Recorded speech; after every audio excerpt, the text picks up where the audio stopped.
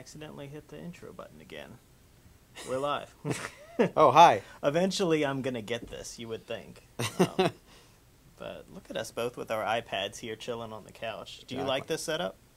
I'm actually very comfortable with this. I'm Alex Albrecht. And I'm Kevin Rose. And welcome to DTLT Today. Yeah. No, I really wish that we could drink beer. Maybe that can be a Friday thing. The door's open. Maybe we want to close it.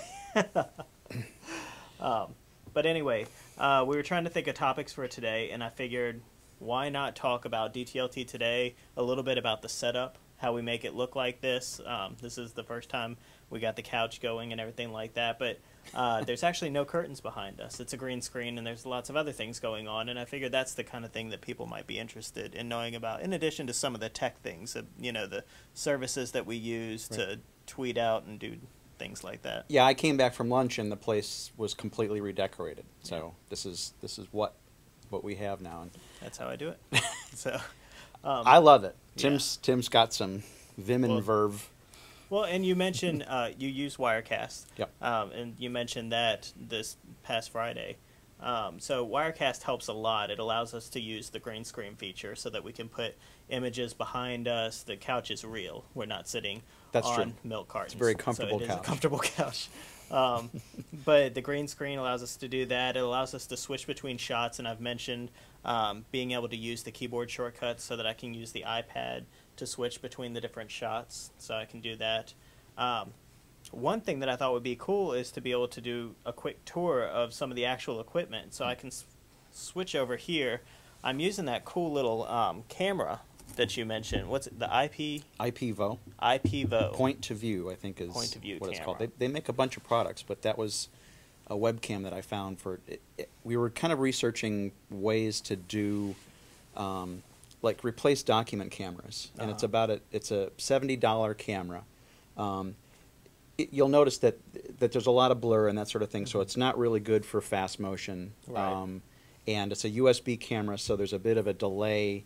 Or actually, I might be ahead of the audio with this particular camera. So USB goes to the Mac faster than the FireWire does. So there's issues with synchronization and that sort of thing. Yeah. But it was just it's a $70 camera to give us another shot, if you will, a very cheap other shot, and also to do like I demoed the other day the iPad and showed what was on the screen. So it's good for document camera. That is cool to be able to show people what you're doing on the iPad, because trying to get it through the VGA and stuff is really difficult. Or the iPhone. So it was money well spent, and it comes with a nice little articulating stand, and you can move that around. You can twist the top of it, and one of the other things is that we don't really do this in our shop, but it's also kind of good. You can take it off the stand and use it really like a pencil. And so if you wanted to show somebody the guts of a computer or something like that, you can just kind of really zoom in, and it does do kind of macros very easily. So you just kind of point it to where you want it to go, and it really is kind of a handy little camera. It is cool. And I've used it in a couple of the presentations that I've done, showing off the kit and some of the TV shows that I've done at NMC and that sort of thing. Yeah. So I'm going to jump up here to actually show people a little bit about what I've got going on. Like I said, I rearranged earlier, and this will give you all a view of how it looks.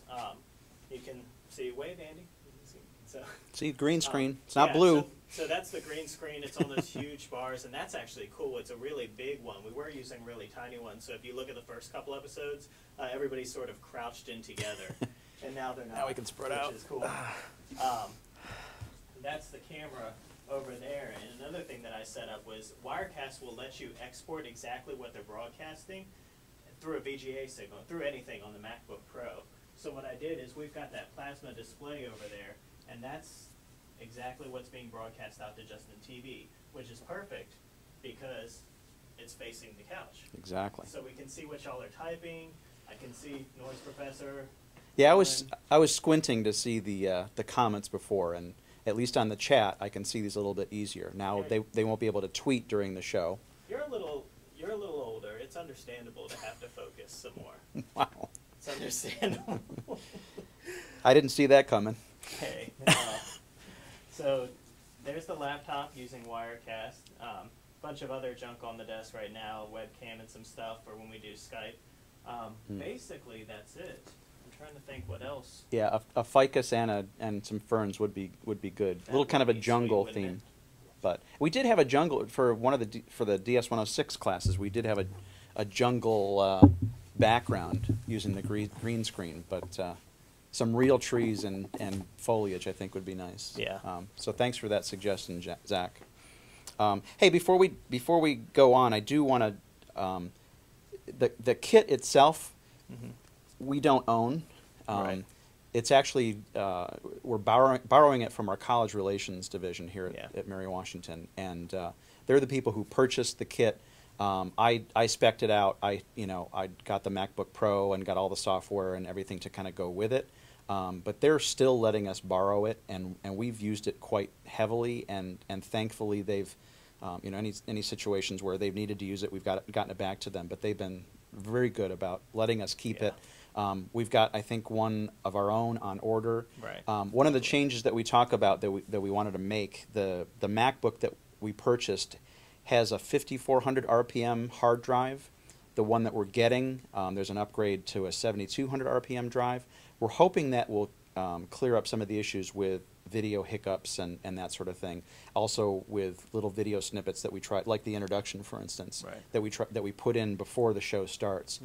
Sometimes I notice when I watch that, it has some real kind of jerkiness to it. So we're hoping the faster hard drive will improve that kind of thing. Yeah. So exactly, 5400 RPM drives are for suckers. I totally agree. Yeah. Let me talk about some of the other tech stuff, not just the Wirecast piece of it, but how we broadcast it out. So we use Justin TV, which should be obvious to anyone who's watching live right now. We've got that allows you to embed it on any website. They give you the code to embed it. You can embed the chat underneath of it, and Wirecast awesomely can pull in any desktop that's on your network. So I've actually got a little shot up there so that people can see what's happening in the chat room on our video, which is cool. Yep. So we use Justin TV for broadcasting, and Justin TV will do a recording, but it's just this low-quality flash version. It's not the high-quality version. So I usually record the high-definition version directly in Wirecast. It'll let you broadcast and record at the same time. So there's two videos that get created, one that's being pushed out to the web and one that's recorded. And the recorded one then I upload to blip.tv. So blip.tv is a website that is really made for podcasts and web shows. It allows you to upload a video, and it can then distribute it out to YouTube, to Vimeo. We've been playing some with that. All these videos go to my YouTube account. They get posted on a Facebook account. They go out to Vimeo. They get broadcast as an iTunes channel. So in fact, if you go to iTunes and search for DTLT Today, it will come up there as a podcast that you can subscribe to and get all the latest videos in there as well. And blip.tv does all of that. Yep. And that really was a nice addition that I had talked about, I think, a little bit in some of the presentations that I've done, but it was never as important as it is now. Right. And one of the really nice things now that we have the Blip TV is that it is very iTunes friendly, whereas Vimeo and YouTube aren't. Yeah. Blip TV will then deliver that to an iDevice, which I have at home, an Apple TV. So it's just part of my subscriptions now. I just get the latest update. By the time I'm home, I can watch this version and show off to my wife. Yeah. What I'm doing. When she asks me what I did at work today, I just kind of go, "Well, let's go watch the Apple TV, right. honey," and show her what's going on. So I think the Blip TV idea was great. A great addition to this setup, and we're constantly tweaking this. If people out there are using Wirecast in any way, I know you've been contacted by Telestream themselves and have been featured on their blog about Wirecast. Dr. Garcia asked if the chat goes in the actual video, and it does. That's getting pulled into Wirecast. So everything that people chat there will actually be in the final video that people can watch on the website and in iTunes. All of this that gets broadcast also gets recorded. And we don't have a 7-second delay, so if people do see the need to put some funky stuff in the chat, Yeah. that's going to be in there for good. Yeah, So this is your chance. it'll be associated with your name too, Noise Right. Professor. So just be aware of that Take kind care. of thing. So. Yeah. What was I going to say? Oh, Blip.tv, one of the other nice things they do with distribution, and I'm sort of hoping that we'll get qualified to do it, is that they will actually distribute to like Roku boxes, to certain television, internet-connected television sets. Those distributed features only work for shows that they deem of high quality. So, Whoa. yeah, we I think we're just going to have to keep stepping up our game until the point where we are in that high quality realm in order to get on there. But that would be awesome, because I know a lot of people who aren't Apple fans like you and have an Apple TV, but they do have a Roku box to watch their Netflix, or they have one of those newer TVs that can pull in this kind of stuff. Exactly. And it'd be awesome to be able to just say, hey, pop on your TV and watch DTLT Today. Who is it? Rowan Peter asked where Timmy Boy was featured. If you go to the Wirecast blog, Oh, yeah. which is blogs.telestream.net, and then /Wirecast. Nice.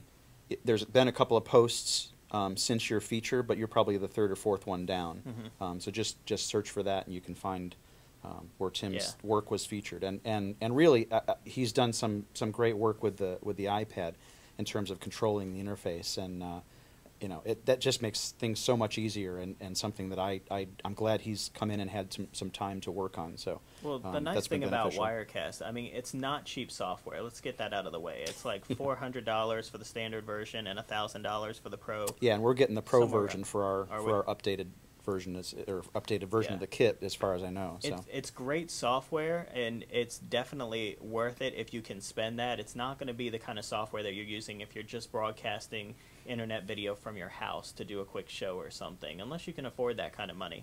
But the nice thing about it is there's this whole community of people there. They've got forums with people just hacking away at it and trying to do cool stuff with it. And so that was one of the things I went in there, and I found people doing things with USB keypads to control their different shots in Wirecast. We're actually getting a Korg Nano controller.